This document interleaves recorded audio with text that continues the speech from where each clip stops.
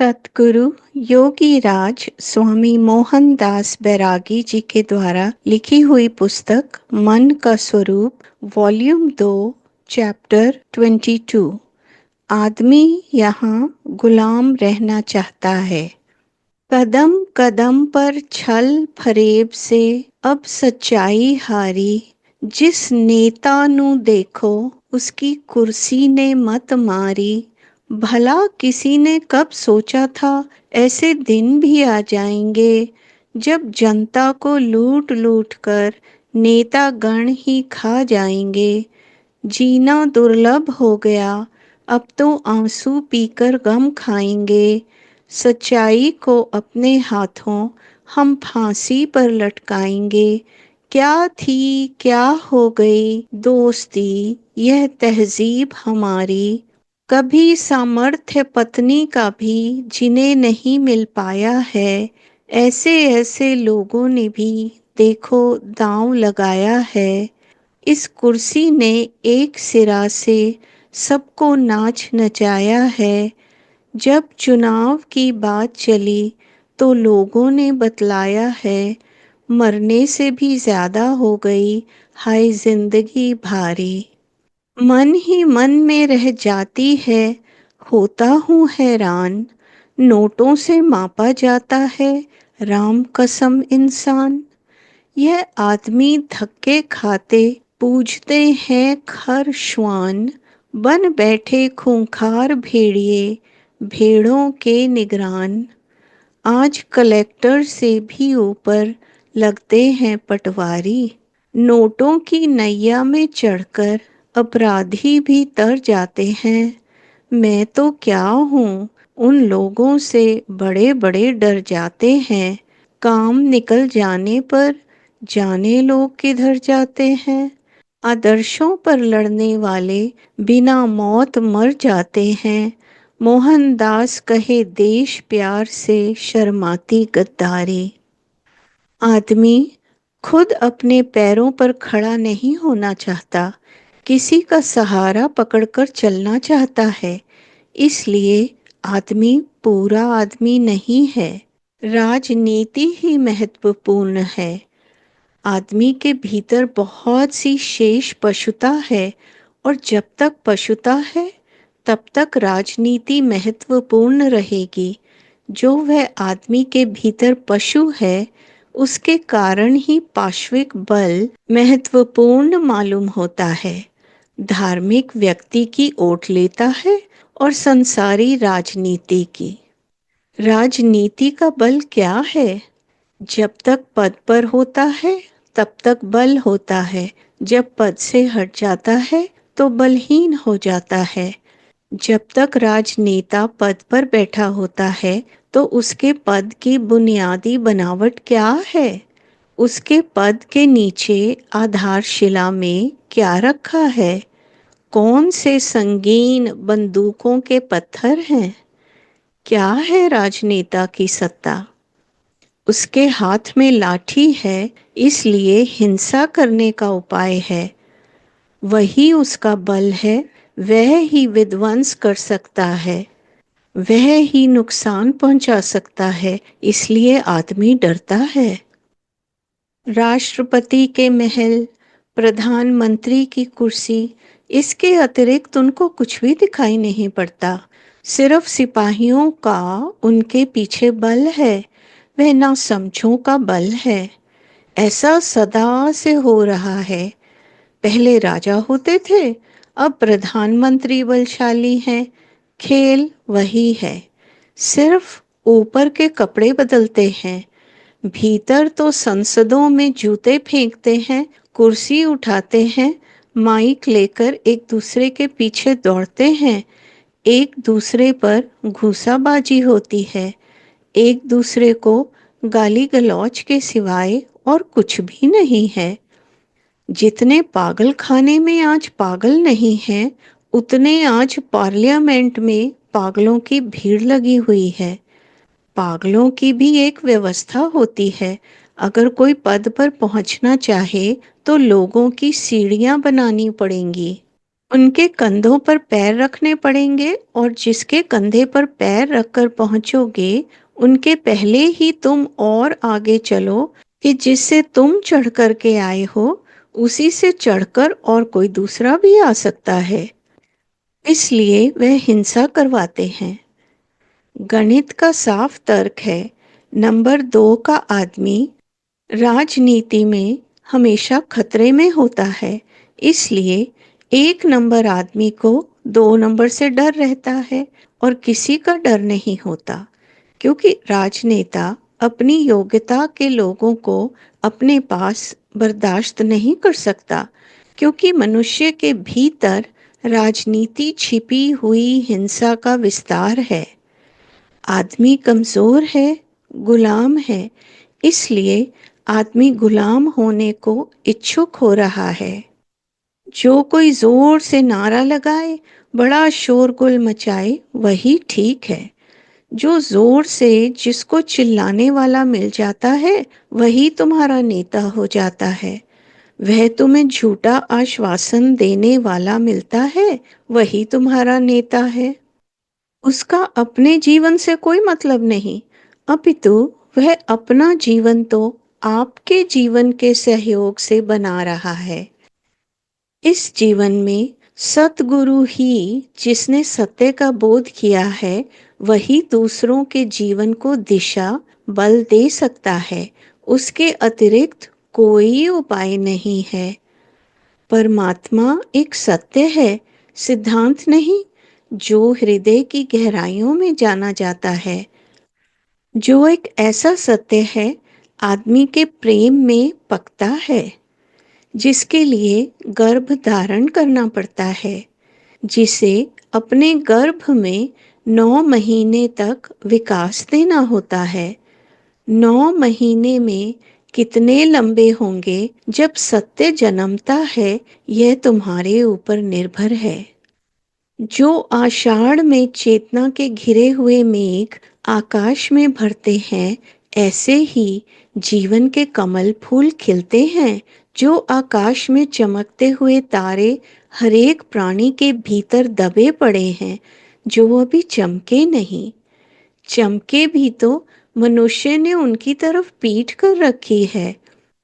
आदमी के भीतर कमल के बीज तो पड़े हैं, लेकिन अभी अंकुरित नहीं हुए। अगर अंकुरित हो भी जाएं, तो उसकी साज संभाल नहीं करता। अगर खिले तो भी उनका आदमी को पता नहीं चलता, क्योंकि मन आपाधापी में दौड़ता और भागता है। मैं तुमसे इतना ही कहना चाहता हूँ कि जो एक शिखर चढ़कर पार करना है, क्योंकि जिसको चढ़े बिना कोई भी आत्मवान नहीं हो सकता, तो जो एक सागर तरना है, छोड़ो अपनी नौका उस दूर अज्ञात में छिपे तट की तलाश में। यात्रा तो कठिन है, दुर्घटनाओं से भरी है, लेकिन इसी यात्रा की चुनौती को स्वीकार करने वाला ही व्यक्ति आत्मवान हो पाता है। नहीं तो लोग नपुंसक रह जाते हैं। जैसे शरीर नपुंसक होता है, वैसे ही लोगों की आत्मा नपुंसक हो सकती है। जिन्होंने परमात्मा की खोज अभी शुरू नहीं की, उनकी आत्मा नपुंसक रहती है, क्योंकि उसमें बल की धार नहीं होती। मैं सोचता हूँ कि मोहनदास, अगर पूरे मनुष्य जाति के इतिहास में अगर एक आदमी ने भी परमात्मा की खोज करी हो, तो आज विश्व में सारे मनुष्य परमात्मा को पाने के हकदार हो सकते हैं। क्योंकि अगर एक बीज टूटकर फूल बनता है, तो सभी बीज फूल बनने के हकदार हैं। फूल बने या ना बने, यह उनकी बात है, लेकिन बीज फूल क्यों नहीं बनना चाहता, उसको एक डर है। बीज को वृक्ष बनने से पहले मिटना पड़ता है। इसलिए मैं तुम्हें मिटाना चाहता हूँ। मैं मरना सिखाता हूँ, क्योंकि जब तुम मरोगे तो ही तुम बच सकते हो। यह कोई दर्शन शास्त्र की फलसफा नहीं है। यह जीवित अंगारे हैं, जलोगे तभी नए होंगे। यही साधु, संत, सन्यासी, धार्मिक व्यक्ति बनने का अर्थ होता है। जिसने पाया है वही वास्तविक अपनी पराकाष्ठा में हो गया है। जो तुम्हारे अंतरात्मा में स्वभाव है उसी को पा लेना है। क्योंकि बीज टूटता है तो वृक्ष बनकर हजारों फूल खिलते हैं। फिर बीज वही होता है जो हो सकता था। यह फूल बीच में छिपे पड़े हैं। अदृश्य में दृश्य प्रकट हो गया, अगोचर से गोचर हो गया, शून्य में दबे पड़े पूर्ण में प्रकट हो गए। ऐसे ही मनुष्य का स्वभाव अभी अगोचर में पड़ा है। उसे निखारा नहीं, उसको संवारा नहीं, पानी खाद नहीं डाला, सुरक्षा नहीं करी, क्योंकि अभी याद ही नहीं कि तुम क्या हो सकते थे। जैसे एक हीरा पत्थरों में पड़ा पड़ा सोचने लगे कि मैं भी पत्थर हूँ। चारों तरफ अविकसित लोगों की भीड़ है। उनसे तो मिलता है क्योंकि ये तुम्हारा संबंध है। माँ बाप, भाई बंधु, मित्र दोस्त, पति पत्नी, बेटा बेटी, परिवार, बाजार दुकान भरा हुआ है। हर आदमी सोचता है हजारों बीज के ढेर लगे हुए पड़े हैं। साधु सन्यासी धार्मिक बनने का भाव उठता है। लोग कितने बहाने खोजते हैं कि सारी समस्या समाधान हो जाए। आदमी किंतु परंतु खोजता रहता है। ये किंतु परंतु तो आदमी की चालबाजी है। इसलिए आदमी बेईमान है। यह भी अपने को समझना चाहता है कि मैं बुद्धिमान हूँ। क्योंकि जब भी कोई आदमी किंतु परंतु जोड़ता है तो समझ लेना चाहिए कि यह भाषा राजनीतिक है, धार्मिक नहीं।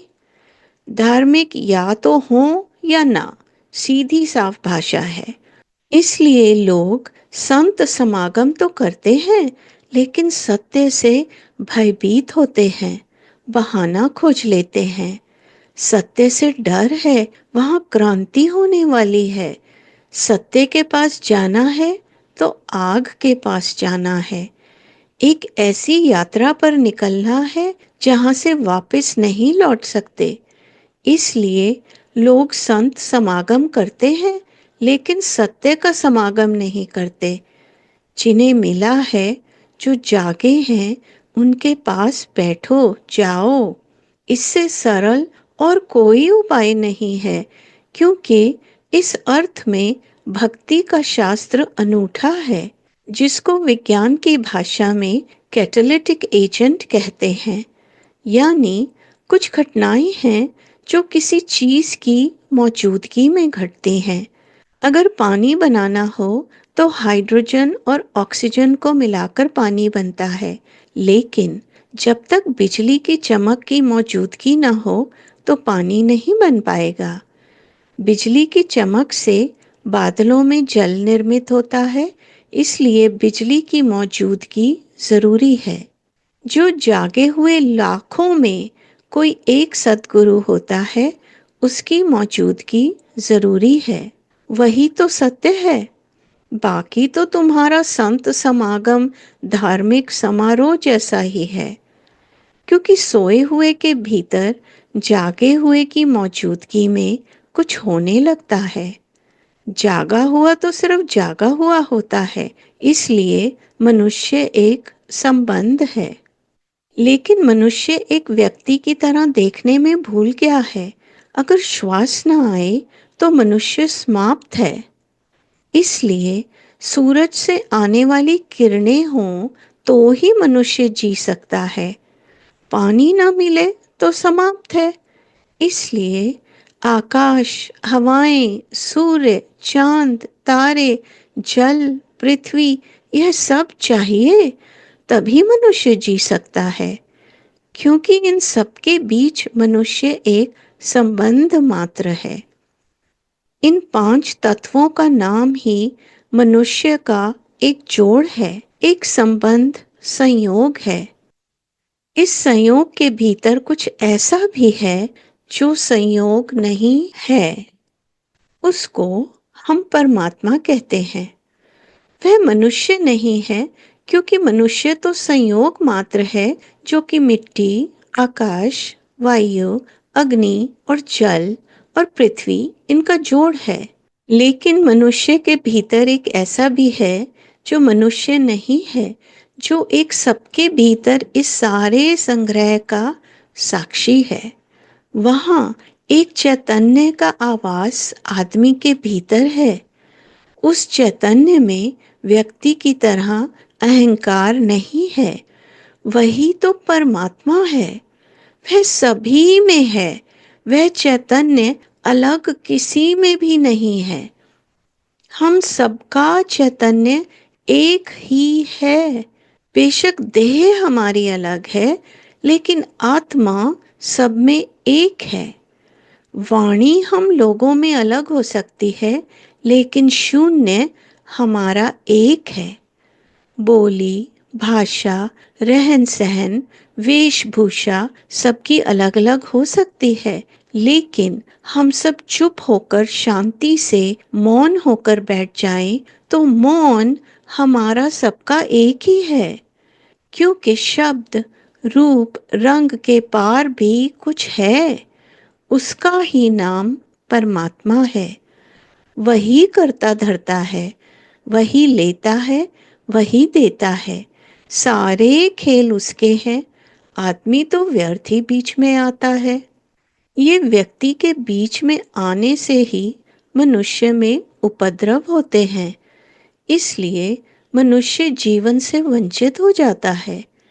जीवन का धर्म तो सागर की भांति जीना है, लेकिन मनुष्य तो बूंद की सीमा में आबाद हो जाता है।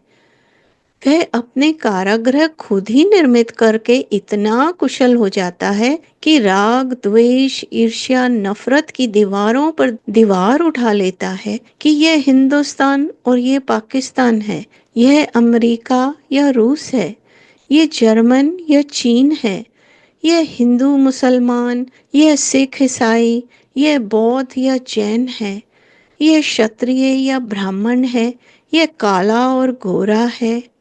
एक थोथा अहंकार जिसकी दीवारों में कुछ भी अर्थ नहीं होता, कुछ भी नहीं बचता। विराट होने से डरते हो, क्योंकि विराट होने में एक खतरा है। अहंकार को चोट पहुंचती है, इसलिए अलग अलग सीमाएं खड़ी करनी पड़ती हैं। तोड़ दो इन सीमाओं को, करो अपने आप को विराट।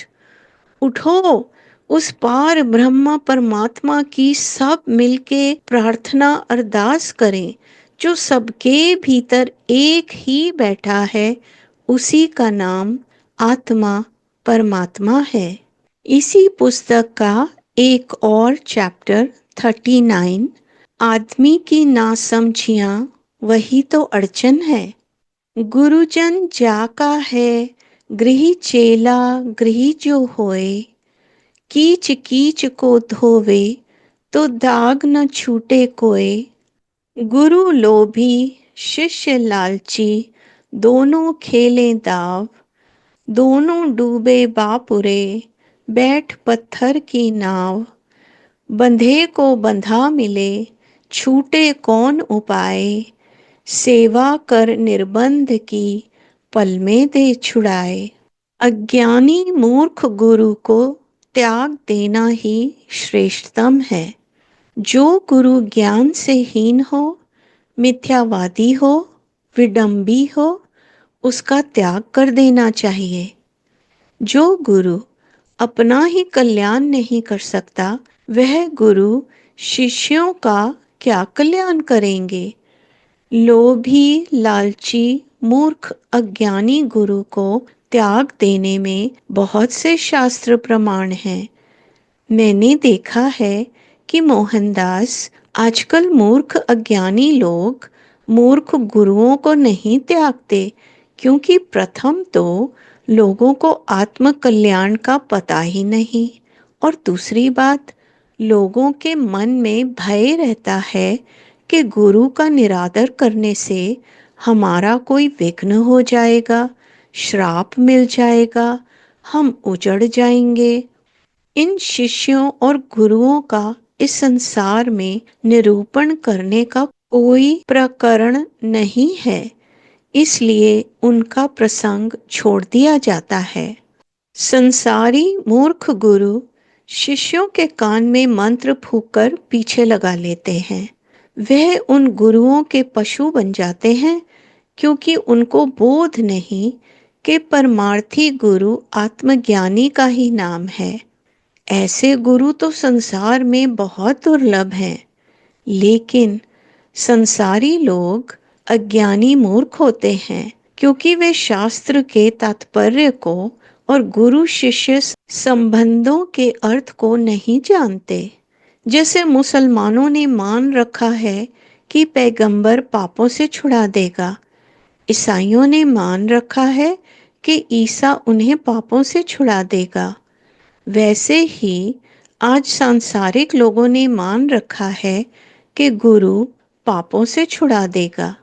ऐसा मानना अंधविश्वास है, क्योंकि वेद शास्त्रों में कान में मंत्र फूंक देने वाले को गुरु नहीं कहा है, लेकिन जो अज्ञान से ज्ञान करवाकर जन्म मरण रूपी संसार से आत्मज्ञान उपदेश करके छुड़वा देवे और चित्त के संशयों को दूर कर देवे, उसी को ही गुरु माना है। मंत्र फूंकने वाले का नाम गुरु नहीं है। श्री राम जी ने श्री वशिष्ठ जी को गुरु धारण करने से पहले उनके प्रति हजारों शंकाएं की थी। जब श्री वशिष्ठ जी ने उनका उत्तर देकर श्री राम को संशयों से रहित करके आत्मा का बोध कराया, तब ही श्री राम ने श्री वशिष्ठ को अपना गुरु माना। इसी प्रकार अर्जुन ने श्री कृष्ण के प्रति हजारों शंकाएं की। जब अर्जुन को भगवान ने विराट स्वरूप दिखाया, तब जाकर अर्जुन ने श्री कृष्ण को अपना गुरु माना। इसी प्रकार राजा जनक ने भी श्री अष्टावक्र को तब तक गुरु नहीं माना था, जब तक राजा जनक की शंका का समाधान नहीं हुआ। शंका संशोधन होते ही राजा जनक श्री अष्टावक्र के चरणों में पड़ गए थे। ऐसे ही पूर्व में जितने श्रेष्ठ पुरुष गुरु हुए हैं, उन्होंने शिष्यों का संदेह दूर करने वाले को ही व्यवहार दृष्टि से गुरु माना है, आत्मदृष्टि से नहीं माना है, क्योंकि आत्मदृष्टि में आत्मा का भेद नहीं है। इसलिए मैंने भी इसी दृष्टिकोण के तहत ही कहा है कि संसारी मूर्ख गुरु कान में मंत्र फूंककर शिष्यों की मंडली बना लेते हैं। मैंने देखा है कि मोहनदास गायत्री मंत्र देने वाला भी गुरु है, व्यवहारिक विद्या पढ़ाने वाला भी गुरु है, सत्संग भी गुरु है। हजारों विद्यादाता अक्षरों को पढ़ाते हैं, पशु से मनुष्य बनाते हैं, फिर भी लोग उनके उपकार को नहीं मानते हैं। लेकिन जो 2-4 अक्षरों के मंत्र को कान में फूंक कर गुरु बन जाता है, उसी के वे पशु बन जाते हैं। ऐसे अज्ञानी तथा अडंबर युक्त गुरुओं से, उसके उपदेश से कोई संशय दूर नहीं होगा। उनसे उल्टी भेद बुद्धि उत्पन्न होती है। जो गुरु आप ही भेदभाव रूपी कीचड़ में फंसा है, वह शिष्यों को भी कीचड़ में फंसाता है। वह गुरु अपनी जीविका के लिए शिष्यों के घरों में भिखारियों की तरह मारे मारे फिरते हैं।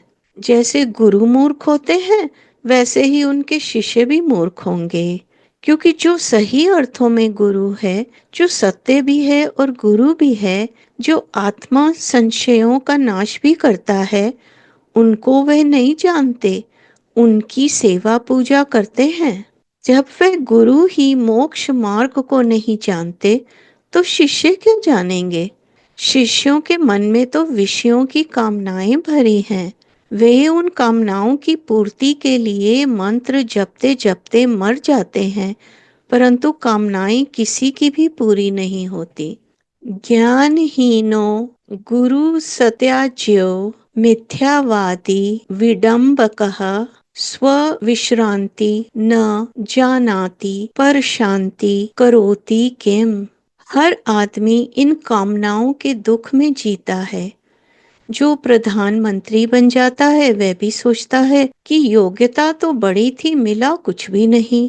इस बात का कोई उपाय नहीं। सारे विश्व का मालिक कैसे हो जाए? सिकंदरों को तृप्त नहीं किया जा सकता।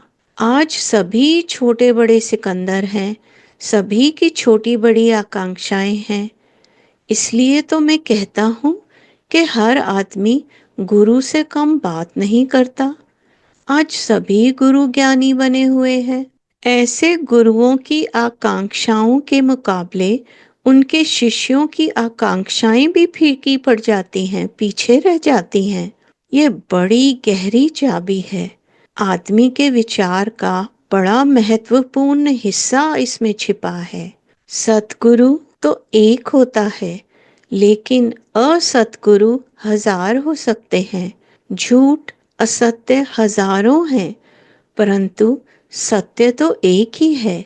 सत्य हजारों नहीं हो सकते। जब सब शब्द खो जाते हैं, चित्त शून्य हो जाता है, तभी सत्य और असत्य का पता चलता है।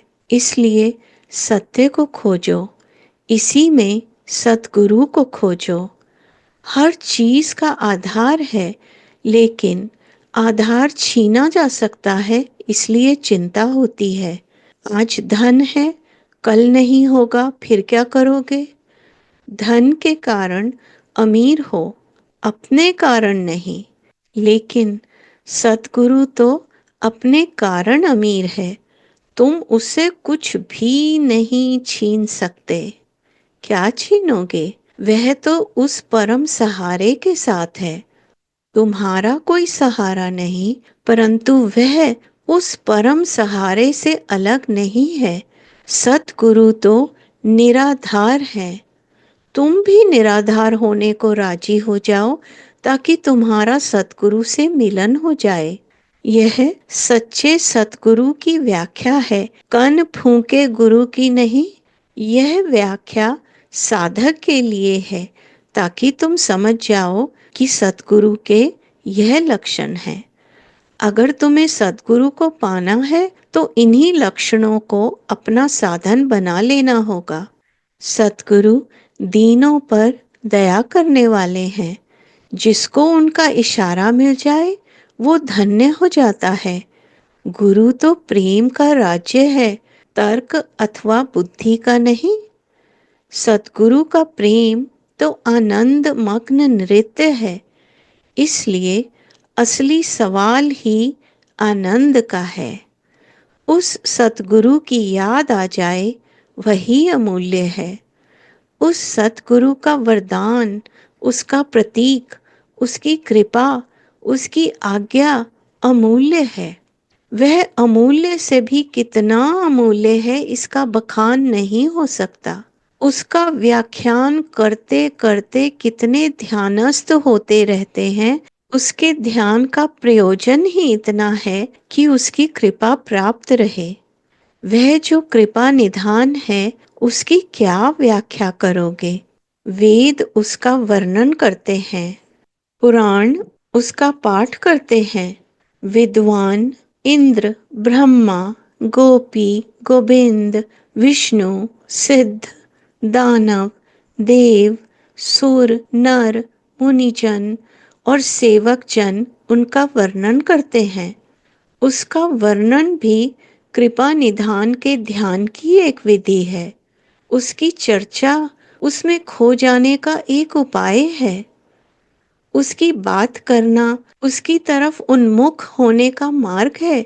जहाँ उसकी बात चलती है, वहाँ बैठकर उनकी बात सुन लेना, ताकि तुम्हारे भीतर भी शायद एक आध बूंद की वर्षा हो जाए।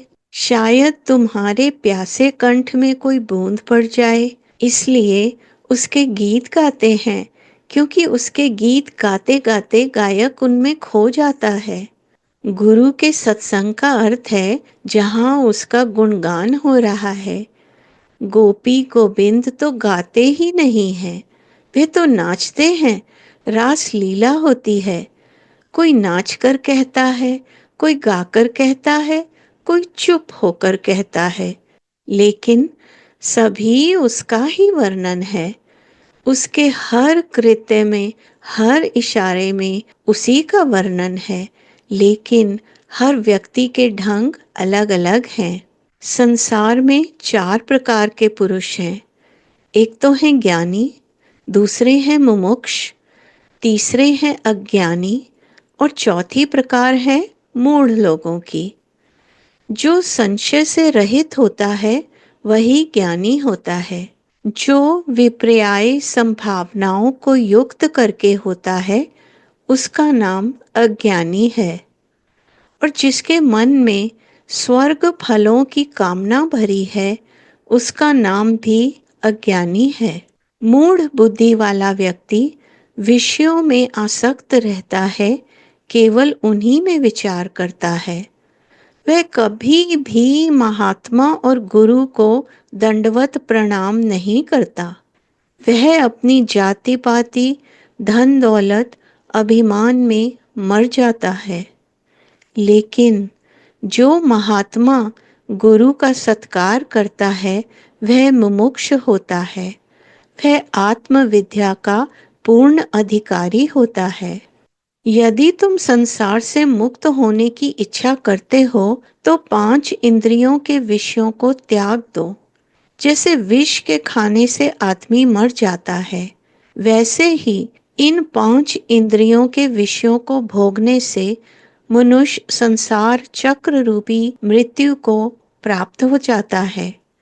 इसलिए मुमुक्ष को अवश्य ही इन्हें त्याग करना चाहिए। मैंने देखा है कि सार असार वस्तुओं का विवेक नहीं रहता है। संसार में नंगे रहने और मांग कर भिक्षा खाने वाले लोगों को वैराग्यवान समझा जाता है। इस संबंध में वे जड़ भरत के दृष्टांतों को देते हैं।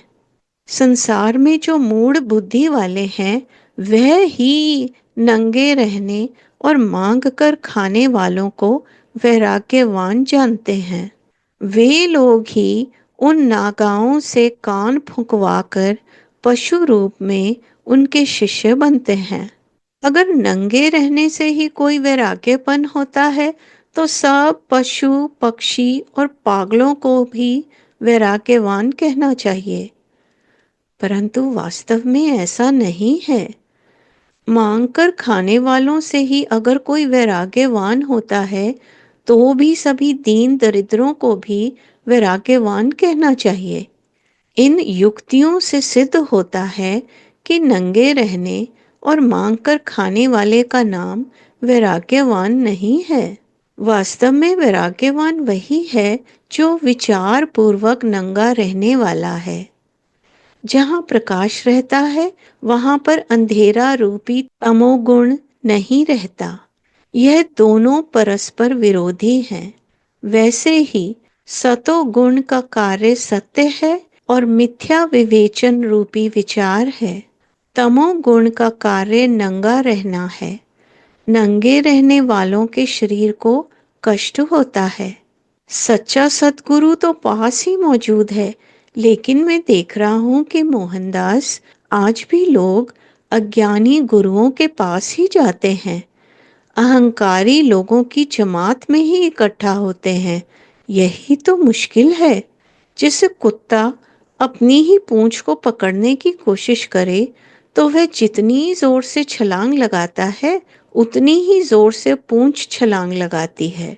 वैसे ही आज गुरु शिष्यों की मंडली चलती है और यही तो सारी उलझन है। ये जमात है ही उन लोगों की जो किसी के आगे झुकना नहीं चाहते।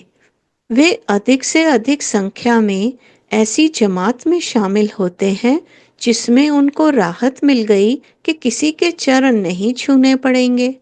लेकिन ऐसी जमात में जो लोग इकट्ठे होते हैं वे वही लोग हैं जो अपना अहंकार गिराने में असमर्थ हैं।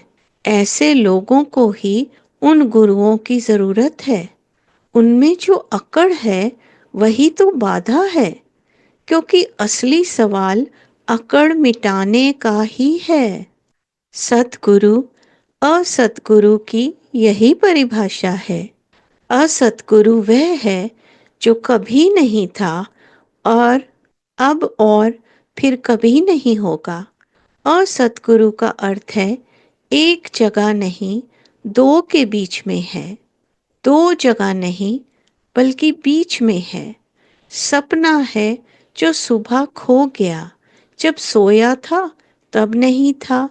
सपना झूठा है, सत्य नहीं। जो आया वह एक घड़ी पहले नहीं था, थोड़ी देर बाद आया और चला गया।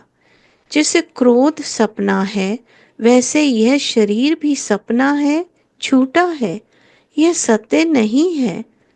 जो सदा है वही सत्य है।